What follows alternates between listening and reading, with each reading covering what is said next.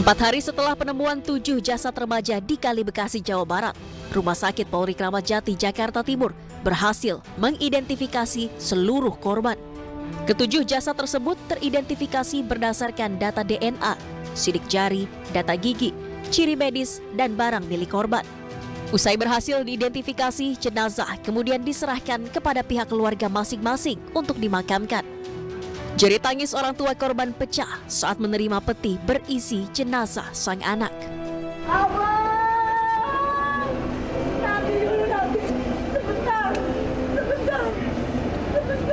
Allah, abang, ya Allah, abang, ya Allah, bang.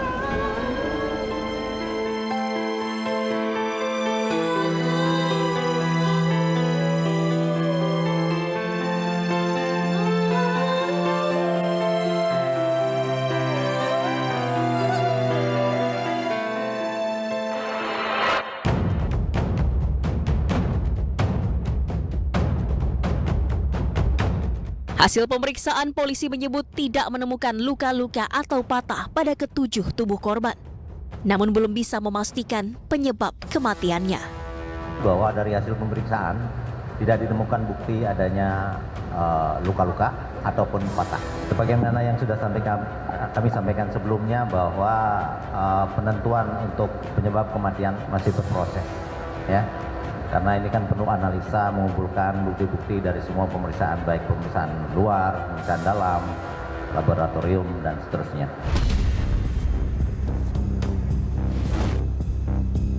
Ketujuh jenazah remaja laki-laki tersebut adalah Ahmad Dafi, 16 tahun, warga Bantar Gebang Utara, Bekasi. Muhammad Farhan, 20 tahun, warga Mustika Jaya, Bekasi. Muhammad Rizky, 19 tahun, warga Rawalumbu, Bekasi. Reski Dwi Cahyo, 16 tahun, warga Bantar Gebang, Bekasi. Rido Darmawan, 15 tahun, warga Tambun Selatan, Bekasi. Rizky Ramadan, 15 tahun, warga Bantar Gebang, Bekasi. Vino Satriani, 15 tahun, warga Mustika Jaya, Bekasi.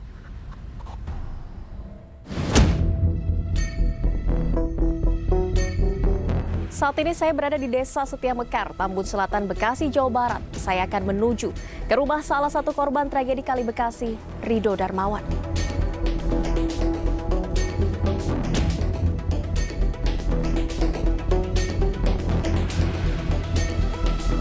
Saat ini sudah bersama saya paman dari korban, salah satu korban tragedi Kali Bekasi, almarhum Rido Darmawan, Pak Jailani. Pak Jailani, sebelumnya kami mengucapkan turut berduka cita atas kepergian dari almarhum Rido Darmawan.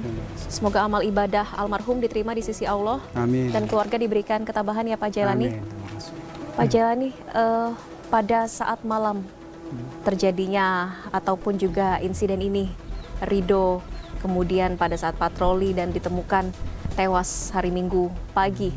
Sebelumnya komunikasi terakhir dengan pihak keluarga seperti apa? Kalau komunikasi terakhir itu almarhum pamitnya mau ada acara camping ya. Campingnya itu juga hanya sebatas katanya camping sama teman-teman di daerah Bogor. Yang namanya orang tua ketika anak sudah pamit mau camping, ya nggak ada kecurigaan dong.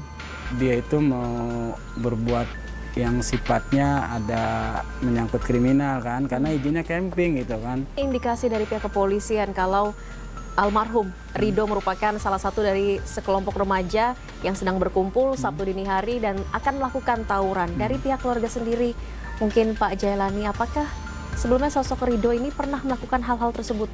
Rido itu anak yang penurut ya, penurut, manja. Karena masih kecilnya saya yang tahu, Mbak. Saya yang tahu. Masih kecilnya keseharian itu anak saya yang tahu. Bahkan saking manja sama saya, kadang minta jajan pun seperti anak perempuan gitu. Dekat sekali dengan pamannya. Iya, dekat dengan saya. Karena semua keponakan saya itu dekat. Di situ yang bikin saya terpukul dan bikin saya sakit hati. Kenapa kok sampai ini keponakan saya turut jadi korban? Dari insiden penggerebekan yang dilakukan sama petugas keamanan gitu kan. Sejauh ini yang saya sering lihat perkembangan itu keponakan saya, mereka itu bertemannya sama remaja-remaja masjid yang memang saya bina. Jadi saya tahu Ridho itu sedikit pun tidak pernah melakukan perbuatan yang melanggar hukum. Tidak mungkin melakukan tawuran, melakukan tawuran malam itu. Tidak mungkin. Dan ini bukan saya mengada-ngada ucapan saya. Saya pertaruhkan di hadapan hukum dunia dan hukum akhirat, saya pertaruhkan. Itu keponakan saya seperti itu. Ridho memang tidak sekolah ya Pak? Ridho sudah putus sekolah sejak kelas 5 SD karena memang mungkin keterbatasan kemampuan daya pikirnya gitu kan. Makanya paling dia sekolahnya sekolah non formal, ngaji gitu. Kalau sekolah formalnya udah putus sejak kelas 5 SD. Kemudian ada dari pihak kepolisian juga menyebut ada ajakan tawuran melalui media sosial menggunakan kode tertentu. Iya. Apakah dari pihak keluarga menemukan bukti-bukti ini mungkin melalui telepon genggam milik Ridho ataupun juga dari keterangan saksi-saksi yang selamat dari lokasi? Kalau dari perjalanan almarhum sampai ditemukannya jadi mayat itu atau jadi jenazah itu, proses perjalanannya memang agak sedikit rumit juga nih Mbak. Karena saat itu kan bahasa Ridho mau pamit camping, terus akhirnya dia bertemu sama teman-teman sebayanya, teman-teman mainnya ya. Tiba-tiba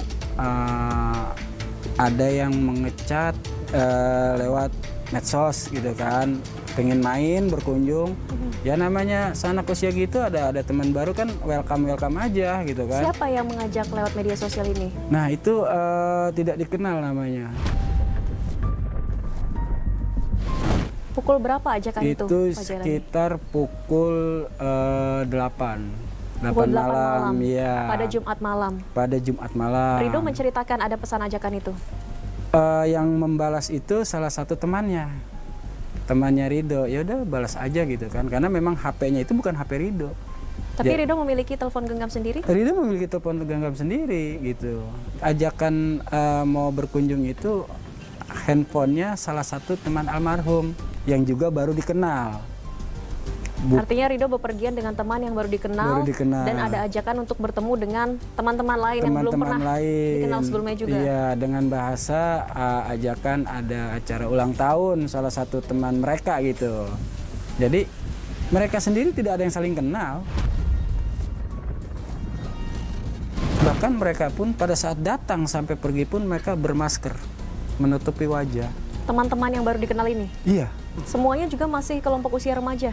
Mereka itu panggilan sama almarhum itu, termasuk teman-teman almarhum, mereka dipanggil abang-abangan lah gitu. Berarti usianya udah lebih dewasa ya, usia di atas 19 tahun gitu kan. Nah ketika itu dua orang misterius itu ngajak, yuk ayo udah jalan yuk, udah malam nih. Jam 1 lah mereka berangkat. Jam 1 dengan penunjuk jalan 2 orang yang baru dikenal ini Mbak. Karena mereka memang tidak tahu jalan gitu. Sampai ke lokasi pun mereka ditinggal begitu aja. Orang yang mengajak mereka itu langsung bergabung dengan orang-orang yang sudah ada di gubuk atau warung itu ya. Sampai sekarang keluarga tidak tahu siapa dua sosok teman baru Sampai Ridho sekarang pun kita nggak tahu. Bahkan rekan-rekan korban yang selamat pun nggak tahu mereka itu siapa gitu loh. Ada 21 remaja yang diamankan di Polres Metro Bekasi. Apakah dua sosok ini termasuk salah satu di antaranya, Pak Jailani? Kalau itu kita belum tahu pasti Mbak ya. Bahkan kemarin juga kuasa hukum kita sudah datang ke Polres, ke bagian tahanan itu mengecek. Dari ciri-ciri itu kita tidak temukan. Pada saat jenazah Ridho diserahkan, apakah barang-barang yang dibawa termasuk telepon genggam diserahkan kembali ke pihak keluarga? Enggak diserahkan. Sampai sekarang justru kita mempertanyakan handphone almarhum itu di mana posisinya gitu kan. Kalau memang handphone itu bagi polisi untuk penyelidikan atau apa, seharusnya mereka kemarin ketika kuasa hukum kita mempertanyakan kan tinggal jawab gitu Mbak. Karena handphone itu sebagai petunjuk akhir dari kasus ini gitu kan, dari perjalanan Ridho sampai ke TKP kan adanya di handphone. Kita nggak tahu dan handphonenya di mana kita juga nggak tahu. Saya melihat ini ada kelalaian loh, karena kelalaiannya itu menimbulkan 7 nyawa melayang sia-sia.